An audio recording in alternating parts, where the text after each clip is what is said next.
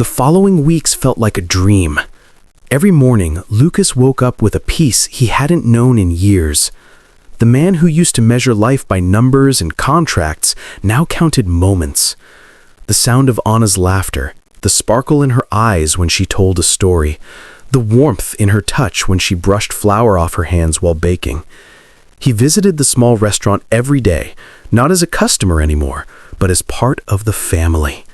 Anna's aunt adored him for helping with deliveries, and the neighbors started whispering that the rich stranger had changed. Lucas didn't mind the gossip. For once, he wanted people to see him as human, not as the man behind billions. At first, Anna kept her distance, still cautious. She'd been hurt before, and the world had taught her not to trust too easily. But Lucas was patient. He never pressured her. Instead, he showed up, consistently, kindly, without expectations. One Sunday morning, as they prepared food for the rush of customers, Anna looked at him and smiled. "You really don't give up, do you?" He wiped sweat from his forehead and grinned. "Not when something's worth fighting for." Anna laughed softly. "You think I'm worth fighting for?" He looked at her, eyes steady. "I know you are." Her cheeks flushed, and for the first time, she didn't look away. Something unspoken passed between them, fragile but real. That night, Lucas drove home but didn't go inside. He sat in his car, parked under the quiet glow of a streetlight, lost in thought. He wasn't the same man anymore. The arrogance that once defined him was fading. Every smile from Anna chipped away a piece of his pride, and for the first time, he didn't want it back. But with every moment of joy came an echo of guilt. The secret, the bet, haunted him like a shadow that refused to fade. Sometimes he'd reach for his phone to confess everything, but the fear of losing her stopped him. He told himself that he'd explain later, when the time was right, when she'd understand that his feelings had become real. But love built on silence is like glass, beautiful, fragile, and destined to shatter. One evening, as they closed the restaurant, Anna leaned on the counter, looking tired but happy. "You know," she said softly, "before you came along, I didn't think men like you could be kind." Lucas's chest tightened. "And now?" "Now," she smiled, "I think maybe I was wrong." He wanted to tell her then, to free himself from the lie, but as she looked at him with pure trust, he couldn't do it. He smiled instead and said, "Then I'm glad I proved you wrong." Yet deep inside, he knew the truth. He wasn't proving her wrong. He was proving himself unworthy of the love he was starting to need more than air. Change doesn't happen in a single moment. It happens in silence, through small choices that no one sees. And for Lucas, that change had already begun. He no longer woke up to the sound of stock alerts or business calls. His mornings now started with the smell of bread baking and the sound of Anna's laughter echoing through the kitchen. The suits he once wore proudly hung untouched in his wardrobe. Instead, he preferred simple shirts, rolled sleeves, and a bit of flour on his hands. The billionaire who once gave orders was now taking them from Anna's aunt. "Lucas, you're slicing those onions too thick again," she'd scold playfully. He'd laugh, apologizing, and start over. Anna watched all this quietly, still unsure what to make of him. Part of her heart had begun to trust, but another part whispered, "It's too good to be true." One afternoon, when the restaurant was nearly empty, a little boy came in crying because he'd dropped his food outside. Without a word, Lucas cleaned the boy's hands, bought him another meal, and sat beside him until he stopped crying. Anna saw everything from behind the counter, her eyes softening with something she couldn't explain. After closing, she said, "You didn't have to do that." Lucas shrugged. "Maybe I needed it more than he did." Anna smiled faintly. "You've changed, Lucas." He looked at her, his expression honest. "I don't know if I changed, or if I'm just becoming who I should have been all along." Those words lingered between them like music. Later that night, Lucas drove through the city and saw the contrast between two worlds. The glittering skyline that once represented success and the quiet streets where Anna's world existed. For years he had lived above it all, disconnected. Now, for the first time, he felt something real, belonging. He began funding small repairs in the neighborhood anonymously, fixing streetlights, repainting broken benches, buying school supplies for kids, never mentioning it to anyone, not even Anna. It wasn't guilt alone that drove him, it was gratitude. For the first time, he felt rich for reasons that had nothing to do with money. But every time he looked at Anna, the same thought tore at his heart. She deserves the truth. He rehearsed it in his mind again and again. How to tell her everything, how to make her understand that it had started as a mistake, but turned into the only truth he'd ever known.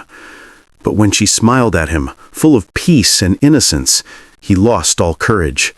Because confessing meant risking the one thing he could no longer live without, her love. And so, in the middle of his quiet transformation, a storm was already gathering, unseen but unstoppable. Ricardo never liked being ignored, especially by Lucas. For years they had been inseparable, business partners, drinking buddies, two sides of the same arrogant coin. They built empires together, laughed at the weak, and lived without guilt. But lately, Lucas had changed, and Ricardo hated it. At first, he thought it was just a phase. Maybe his friend was bored. Maybe he needed a new thrill. But when Lucas stopped showing up at meetings, ignored invitations to luxury parties, and started spending his nights at a small local restaurant, Ricardo began to feel something darker than concern: jealousy. He didn't understand it. How could a man like Lucas trade penthouses and champagne for a girl who smelled like cooking oil and soap? It felt like betrayal, not to love, but to their lifestyle, their world. One Friday night, Ricardo decided to visit him. He found Lucas sitting in his modest living room, surrounded by papers and photos of charity projects. "What is this?" Ricardo scoffed, picking up a document. "Donations? You? Since when did you become Mother Teresa?" Lucas didn't react. He just smiled faintly. "People need help. I have the means. Why not?" "Why not? Because we're not in the business of saving people, Lucas. We're the ones they envy." Lucas stood, his calm eyes unsettling. "I don't need envy anymore." That silence between them was heavy. Ricardo felt something snap inside him. The man he once admired had turned into a stranger, someone softer, almost humble, and in Ricardo's world, humility was weakness. As he walked toward the door, Ricardo turned and said coldly, "Don't tell me you've fallen for that woman." Lucas looked away, but didn't answer. That was all Ricardo needed. "Oh, you have," he sneered. "So this little game, the bet, turned into something real, didn't it?" Lucas clenched his fists. "Don't talk about her. You don't understand." Ricardo stepped closer. "You forgot the rules, Lucas. You can't mix love with lies. One day she'll find out who you really are, and when she does, she'll hate you more than you ever imagined." Lucas's jaw tightened. "Leave her out of this." Ricardo smirked. "Then maybe you should have told her the truth yourself." With that, he walked out, his laughter echoing down the hall. Lucas sank back into his chair, running his hands through his hair. He knew Ricardo wasn't bluffing. If jealousy had a voice, it sounded exactly like that: venomous, mocking, and patient. From that night on, Lucas couldn't shake the feeling that everything he'd built with Anna was standing on a thin, cracking bridge. And somewhere deep down, Ricardo was already waiting for the moment it would collapse. For weeks, everything seemed perfect. Too perfect. Anna had grown used to the sound of Lucas's laughter, the way he looked at her like she was the only person in the world.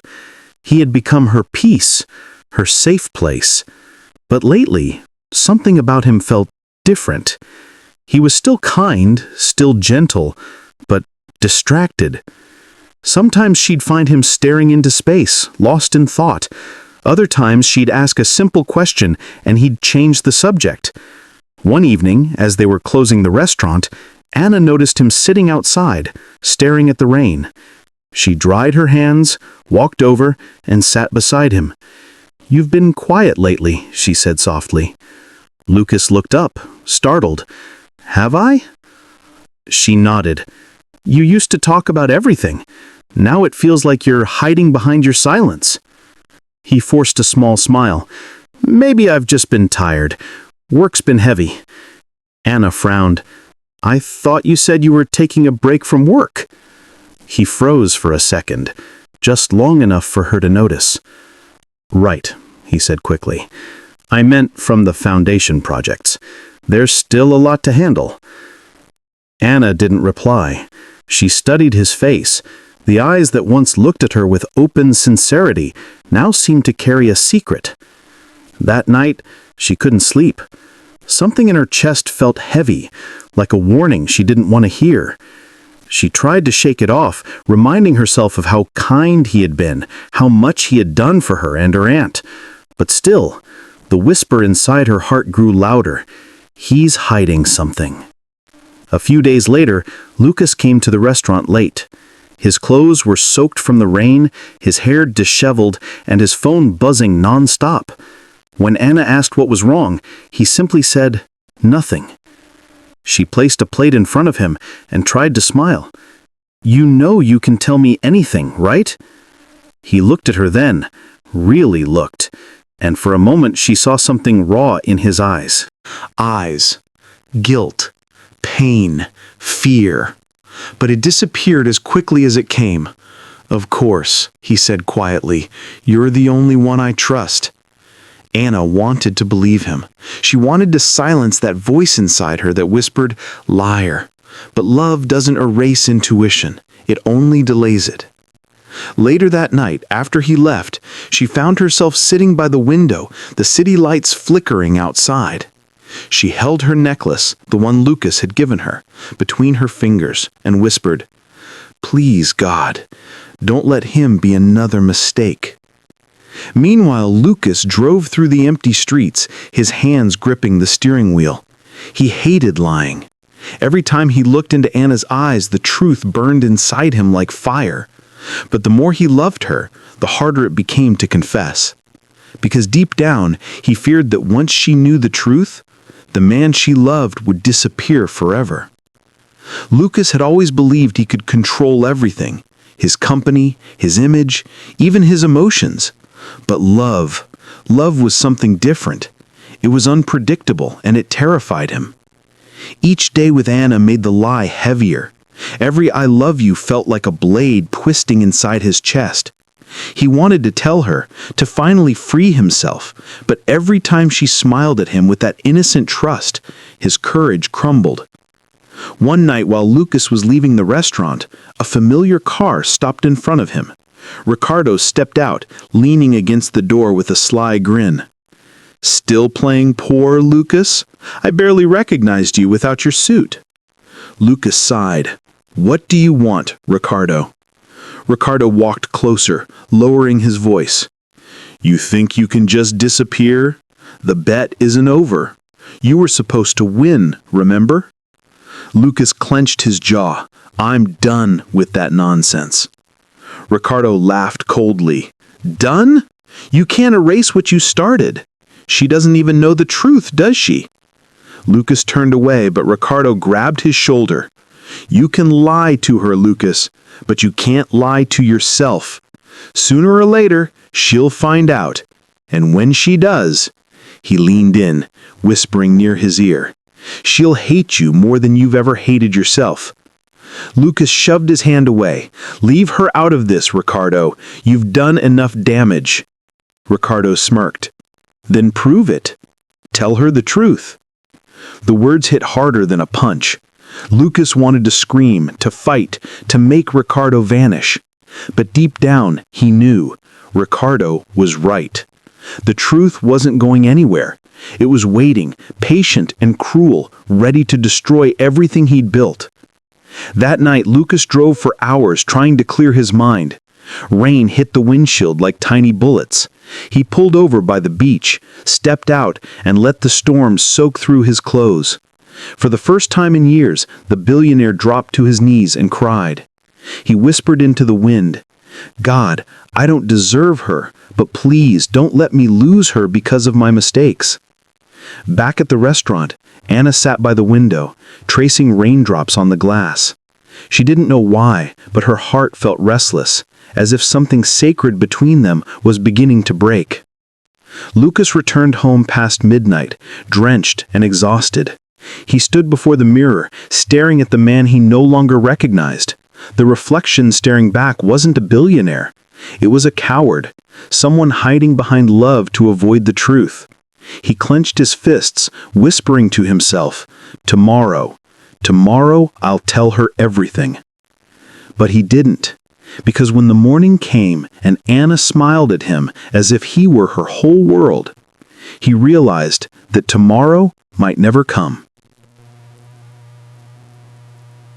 The evening air was calm, the sky painted in shades of gold and violet. Lucas had been pacing his living room for over an hour, rehearsing the same words again and again.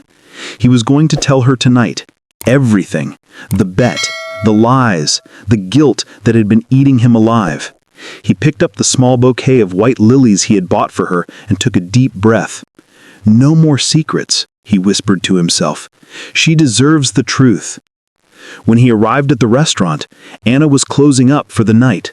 The last customers had already left, and the soft glow from the lanterns outside made her look almost unreal, like something too pure for his world.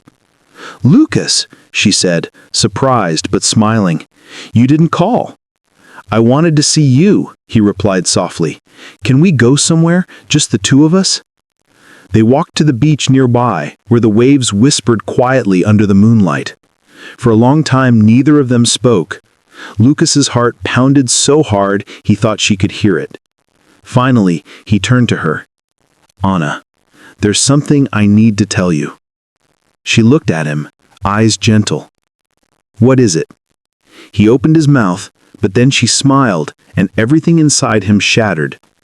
"I was just thinking," she said softly, "how strange life is. I used to pray for peace, and then you came. You brought laughter back into my life." Her voice trembled slightly. "You're the only man I've ever trusted completely." Those words hit him Like lightning, the truth he had carried to the edge of his tongue turned into ashes. He swallowed hard, forcing a weak smile. "I'm glad I could bring you peace." Anna leaned her head against his shoulder. "You did more than that. You made me believe in love again." Lucas closed his eyes. The guilt was unbearable. He wanted to scream, to confess, to fall at her feet and beg for forgiveness. But she looked so happy, so safe, and he couldn't bear to be the one to destroy that. The waves crashed softly, carrying away the only chance he had to make things right. When he drove her home later that night, Anna kissed him goodnight with the kind of tenderness that makes time stop. "You're my blessing," she whispered before closing the door. Lucas sat in the car for a long time, gripping the steering wheel as tears filled his eyes. He had never felt so small, so unworthy. He whispered into the darkness, "I don't deserve her love, but maybe I can still protect it." As the night deepened, lightning flashed across the horizon, a warning of the storm that was coming. Because truth, no matter how long you hide it, always finds a way to be heard. The next morning began like any other. Sunlight spilling through the restaurant windows, the smell of coffee in the air, and Anna humming softly as she arranged the tables. Everything felt calm, peaceful, until the bell over the door chimed. She looked up, expecting to see Lucas. Instead, Ricardo walked in. His suit was sharp, his watch gleaming, a man who carried arrogance like a second skin. Anna frowned. "Can I help you?" Ricardo smiled, but his eyes were cold. "You must be Anna." "Yes," she replied, cautiously. "Do I know you?" He stepped closer, lowering his voice. "Not yet, but you should." Something in his tone made her uneasy. "If you're here to see Lucas, he's not—" "Oh, I'm not here for him," Ricardo interrupted, his smile turning bitter. "I'm here for you." Anna froze. "For me?" He looked around, making sure the restaurant was empty, then leaned forward. "You really think Lucas Moretti, the billionaire, fell in love with you by accident?" Her eyes narrowed. "What are you talking about?" The Ricardo grin widened. "He didn't meet you by chance. It was a bet." Anna's stomach dropped. "A bet?" He nodded slowly, enjoying every word. "A challenge between friends. We dared him to marry a poor woman. Someone simple. Someone like you. He said it would be easy." Anna stepped back, shaking her head. "You're lying." "I wish I were," Ricardo said calmly, "but ask him yourself. He was supposed to stay married for 6 months. After that, he'd get his reward. A brand new Lamborghini." Her lips trembled. "No, he wouldn't do that." Ricardo chuckled softly. "Wouldn't he? Look around you. Does he really belong in your world?" He played his role perfectly. The kind man, the humble savior. You were just part of the game.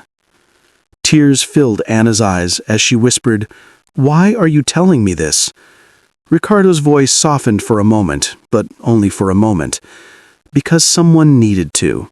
You deserve to know who you've been loving." He turned to leave, then added quietly, "You were never part of his world, Anna. You were just the bet that went too far." When the door closed behind him, silence filled the restaurant, thick, heavy, suffocating. Anna stood frozen, her mind spinning. The room seemed to tilt, the air too thin to breathe. Every memory, every laugh, every touch, every word replayed like scenes from a cruel movie. She fell to her knees, the sound of her sobs echoing through the empty space. At that exact moment, Lucas was on his way to the restaurant, a ring box in his pocket and hope in his heart, unaware that the world he built with love was about to crumble in front of him. The moment Ricardo left, Anna's world stopped. His words echoed in her mind like a curse. You were a bet, a joke between billionaires. Her chest tightened as if all the air had been stolen from the room. She stumbled backward, gripping the counter for balance. No, it can't be true. Her voice broke as tears spilled down her cheeks. Every image of Lucas, every moment they'd shared, replayed like scenes from a cruel movie. His smiles, his kindness, his promises, all of it now seemed like lies carefully rehearsed. She pressed her trembling hands to her face, trying to silence the flood of thoughts. He said he loved me. He said I was his piece. Was all of it a lie? Her aunt came out from the kitchen, startled. "Anna, what happened? Why are you crying?" But Anna couldn't speak. Her throat burned, her words trapped beneath the weight of betrayal. She ran to her room, slammed the door, and collapsed onto the floor. Hours passed, but the pain didn't ease. It only grew. Each time she tried to convince herself that Ricardo was lying, another memory rose to crush her hope. The expensive gifts, the awkward silences, the moments he seemed lost in guilt. It all made sense now. As night fell, rain began to pour outside, as if the sky itself was mourning with her. Anna stood before the mirror, her reflection blurred by tears. "I was just a game to him," she whispered. "All this time, I was nothing." Meanwhile, Lucas arrived at the restaurant, holding the ring box in his hand. His heart raced with nervous excitement. He was finally ready to make things right. But when he saw the empty tables, the lights turned off, and the closed sign hanging on the door, a strange chill ran through him. He called Anna. No answer. He texted her. Nothing. A heavy feeling settled in his stomach. Something was wrong. At that same moment, Anna sat by her window, staring at the city lights blurred by rain. She replayed every word Ricardo had said, her tears silent but endless. Then she whispered, almost to herself, "If it's true, he'll tell me. I'll ask him, and I'll know." Her heart wanted to believe he was different, that the man who held her so gently couldn't be the same one who'd played with her life. But deep down, she already knew the truth. Betrayal doesn't need proof. It lives in the silence between two hearts. She picked up her phone one last time, stared at his name, and then set it down. Her decision was made. Tomorrow she would face him. Tomorrow she would demand the truth, and this time she wouldn't look away.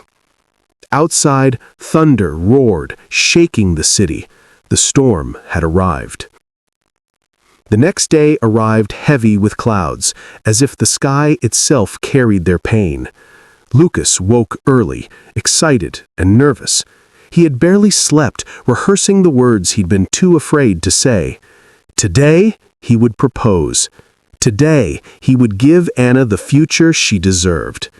But Anna had woken too, not with joy, but with fire in her chest and tears in her eyes. She hadn't slept either.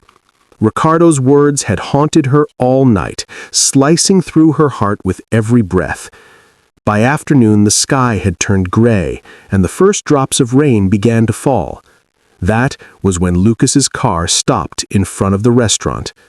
He stepped out, holding the ring box in his hand, completely unaware that everything was about to change. Anna stood outside waiting, her arms crossed, her face pale but determined. The rain fell harder, soaking through her clothes, but she didn't move. When Lucas saw her, he smiled softly. "Anna, what are you doing out here? You'll get sick." Her voice cut through him like lightning. "Was I a bet, Lucas?" He froze. "What?" She stepped closer, her eyes burning. "Don't lie to me. Just answer. Was I a bet?" Lucas opened his mouth, but no words came. The world around him went silent, except for the rain pounding against the ground. "Please," she whispered, her voice trembling, "tell me it's not true." He wanted to, God, he wanted to, but his silence said everything. Anna's tears mixed with the rain. "You told me I was your piece. You said you loved me." "I do," he shouted over the storm. "Anna, please, it started as a bet, yes, but it's not what you think. I swear everything changed. I changed." Her expression broke. "You changed? You lied to me every single day, Lucas. You let me fall in love with a lie." He took a step forward, desperate. "I didn't mean to hurt you. I swear, Stop," she screamed. "You used me. You made me a joke." The rain was relentless, washing away the makeup from her face, the strength from her body, but not her pride. She turned away, her voice barely audible. "I thought you were different, but you're just like the rest." Lucas reached out, grabbing her hand. "Anna, please, don't walk away. You're my whole life now. Please." She pulled free, her eyes filled with heartbreak. "Then maybe you should have thought about that before you made me part of your game." For a moment, everything stood still. The wind, the rain, their hearts. Then Anna stepped back, her voice a whisper drowned by thunder. "Goodbye, Lucas." And with that, she turned and ran into the storm, leaving him standing alone, drenched, trembling, and hollow. Lucas fell to his knees, the ring box slipping from his pocket and landing in a puddle. The diamond glimmered for a moment before the rain buried it in mud. He didn't move. He just stared at the ground as the sky wept with him. For the first time in his life, the man who had everything finally understood what it meant to lose everything that truly mattered. The storm raged long after Anna disappeared into the night. Lucas stayed there, on his knees, in the pouring rain, unable to move. The world around him had turned gray, and so had his soul. Hours passed before he finally stood up, soaked and shaking. The streets were empty, the city asleep, but his heart screamed louder than thunder. He walked to his car like a ghost, the engagement ring still lying somewhere in the mud behind him. When he got home, silence greeted him, the kind that hurts more than noise ever could. The penthouse, once full of laughter and light, now felt like a tomb. He tossed his keys on the marble counter, stared at his reflection in the window, a man broken, drenched, and alone. He tried calling her, once, twice, 20 times. No answer. He sent messages, desperate apologies that blurred through tears. "I never meant to hurt you. Please let me explain. I love you, Anna, please." But the only reply he got was silence. Days passed, then weeks. He stopped going to work, missed meetings, ignored everyone. His empire began to crumble. But he didn't care. The man who once commanded hundreds of employees now couldn't command himself to get out of bed. His phone buzzed endlessly with calls from investors, reporters, and friends, but he only waited for one name to appear on the screen. It never did. One night, Felix came to visit. He opened the door to find Lucas sitting on the floor, surrounded by empty bottles. "Lucas," Felix whispered, "what happened to you?" Lucas laughed weakly, his voice slurred. "I lost everything, Felix." Felix crouched beside him, shaking his head. "You didn't lose everything, you threw it away." Lucas's eyes filled with tears. "You don't understand. She was the only thing that made me want to be better, and I destroyed it." Felix sighed, his voice breaking. "Then stop destroying yourself too." But Lucas couldn't stop. Every night he replayed their moments together, her laughter, her touch, the way she said his name. Each memory stabbed deeper than the last. He'd built his life on pride and lies, and now that tower had finally fallen, leaving him buried beneath the weight of his own regret. Sometimes, in the quiet hours before dawn, he'd whisper her name into the darkness, hoping the universe would carry it to wherever she was. But all that answered was silence. And somewhere across the city, Anna lay awake too, her pillow damp with tears, her heart torn between anger and love. She wanted to hate him. She wanted to forget him. But how do you erase the person who taught your heart how to beat again? The rain returned that night, tapping softly against the window, the same rain that had witnessed their ending. And in that moment, both of them, miles apart but connected by pain, whispered the same words into the dark. Maybe love isn't meant to last forever, but maybe forgiveness is.